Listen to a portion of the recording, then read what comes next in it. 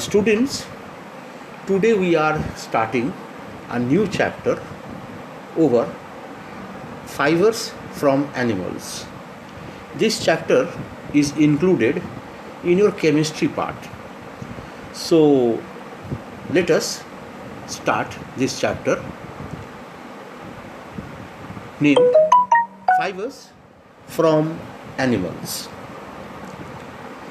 A natural fiber is derived from a plant or an animal.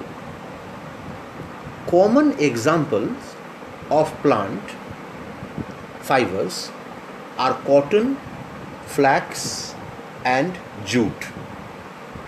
And those of animal fibers are silk and wool. So, again I am telling, natural fiber are derived from plants and animals. If we consider plants, then cotton, flax and jute is derived from plant. And if we consider animals, then silk and wool is there, which we derive from animals. In this chapter, we will discuss mainly animal fibers. So first, we are discussing about silk. Silk made up of silk fabric, silk where we see clothes made of silk fabrics are soft, lustrous and extremely comfortable. Though costly, some varieties of silk fabrics like crepe, satin, damask and taffeta are always in demand.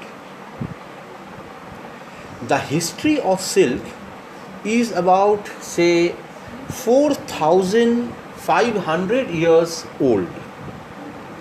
The Chinese discovered the Himalayan silk moth as insect. The female lay eggs from which emerge larvae called silkworms. The Chinese learned how to obtain silk fiber from silkworm. For many centuries, they kept this art a secret from the rest of the world. But other countries learned how to make silk ultimately. Let us see how silk is obtained nowadays. The whole process of obtaining silk fiber from silk moth is known as sericulture. So, from silk moth to silkworm, let us see what is the story behind it. In a silk farm, female silk moth are kept in separate linen bag, which are carefully disinfected. Each moth lays eggs, 200 to 500 eggs in the bags, and they finally dies. Of all these, some eggs are preserved for reproduction and the rest are used for producing silk. The egg chosen for producing silk are kept in perforated cardboard boxes or on bamboo trays placed in incubators to keep them warm. What is an incubator? What do you understand by the word incubator? An incubator is an electrically warmed box inside which a substance can be kept at a desired temperature. When the larva, the silkworm, hatches out of the egg, they are fed on mulberry leaves because they thrive best on these leaves. These silkworm prefer mulberry leaves too much. So we are bound to give them these mulberry leaves. Now, rearing of silkworms. Under rearing, let us see what are the works to be done.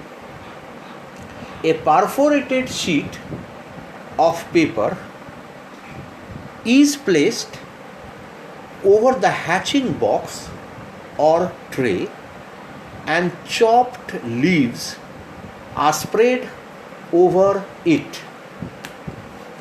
After hatching, the silkworms come out of the perforations in search of food and feed on the leaves. During the feeding period, a silkworm sleeps 4 times, 24 hours each time, at intervals of about 6 days.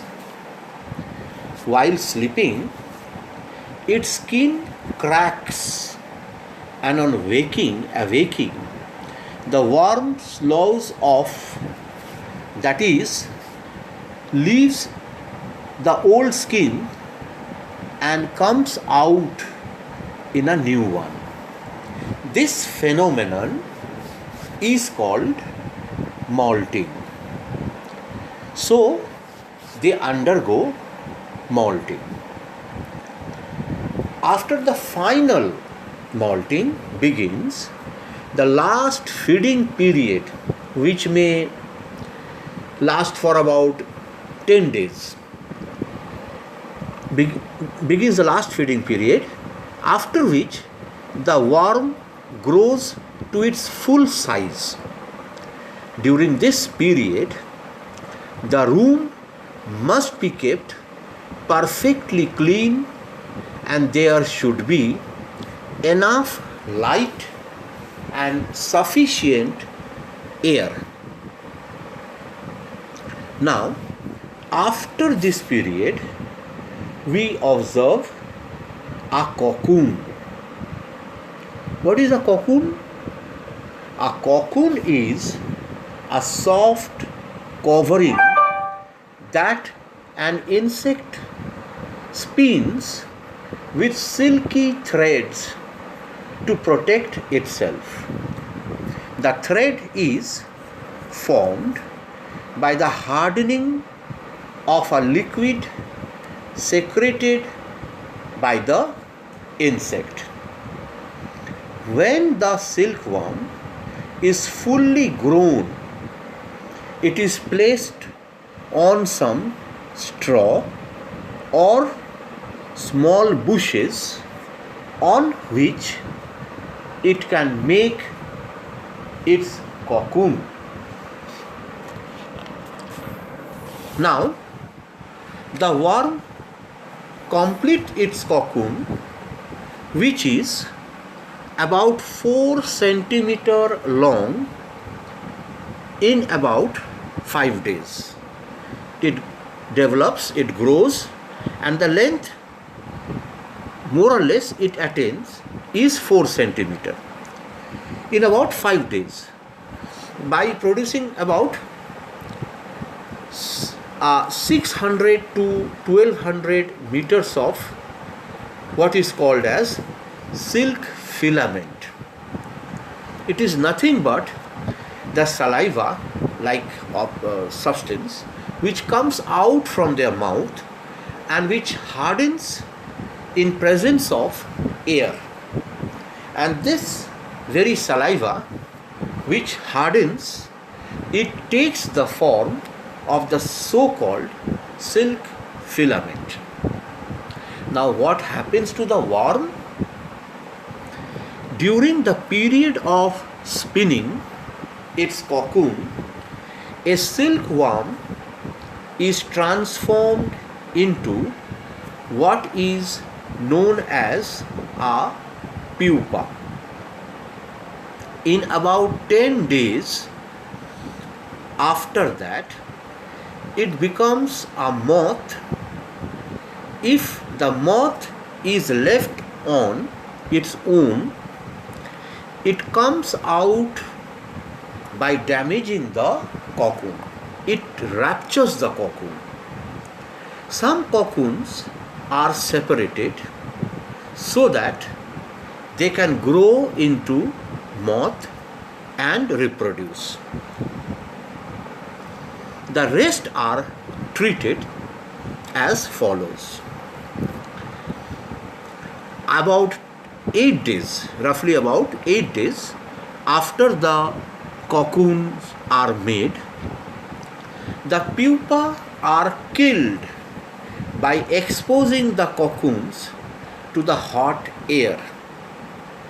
Sometimes they are also immersed in boiling water where some strong chemicals are also added. In this way, these pupa are killed. Now the raw silk and the spun silk.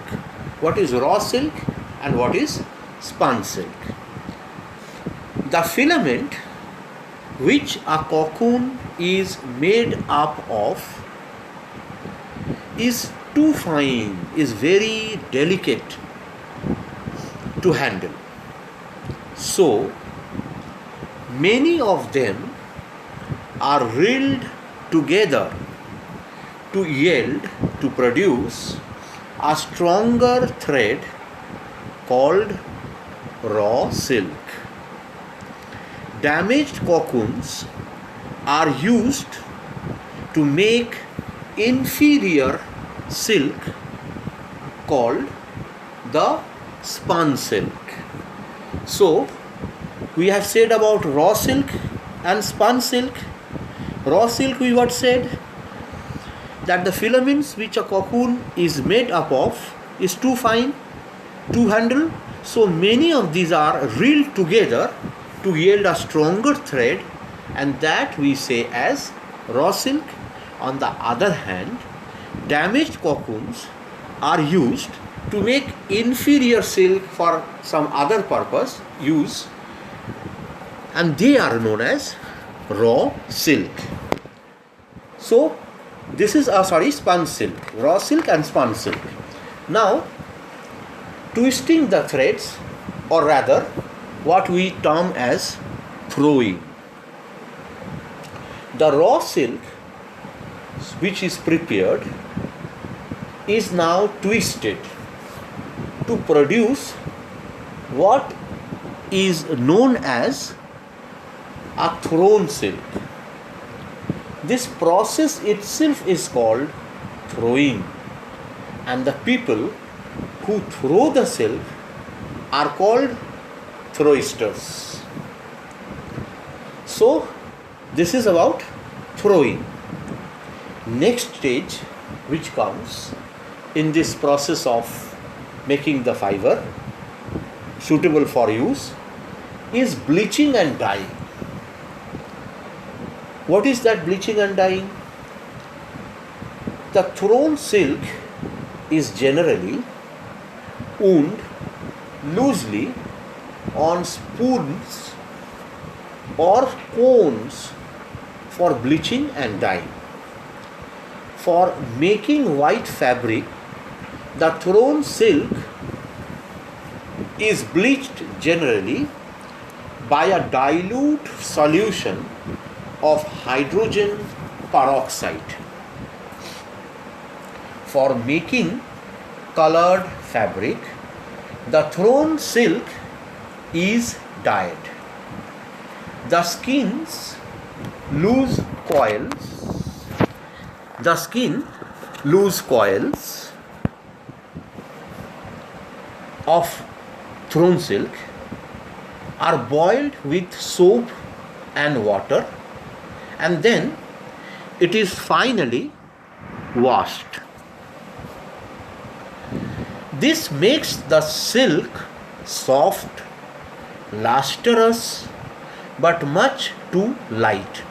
The very way in which we apply shampoo to our hair and the very texture of the hair which we get after doing shampoo to our hair, in the same way this kind of process makes the silk soft, lustrous, shiny, and also too light.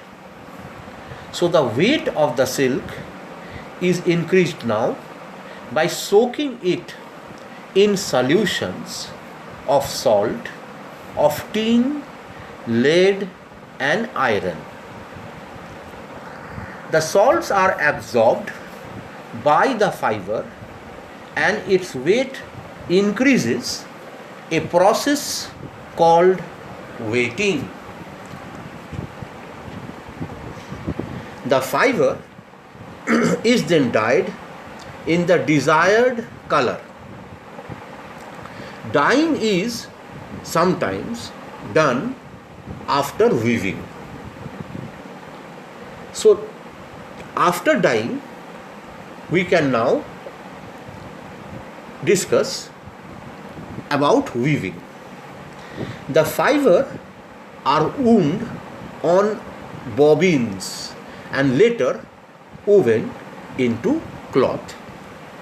A line of threads is laid lengthwise over a frame. Another thread is placed crosswise above and below this line of thread. The lengthwise thread is called organzine and the crosswise thread is called tram. After the cloth is woven, it is given a suitable finish.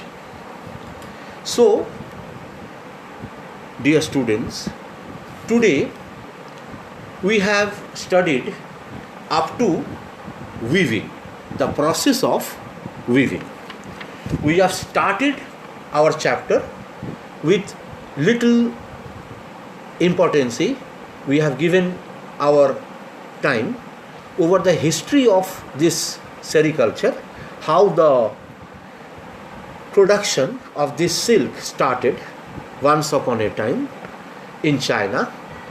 That we have discussed. Then we discussed about the silk moth. We discussed then after about the molting, about the cocoon, what happens to the cocoon, how they weave the silk filament, what happens to the silkworm ultimately, why and how we kill the pupa. All this we have discussed. Then we have discussed about the raw silk, the spun silk, and twisting. We have discussed about twisting, the process which we termed as throwing. After that, we have discussed about bleaching and dyeing. Next and finally, we have discussed about the process of weaving. So, we will end up today here. We will continue our discussion next day with the kind of silk that is produced throughout the world. What are those important silk products we will discuss, and then we will switch over, we will go into the production of wool. So this we will continue in our next discussion. today we are ending our explanation here. In the next day, we'll once more continue this explanation. Till then, goodbye.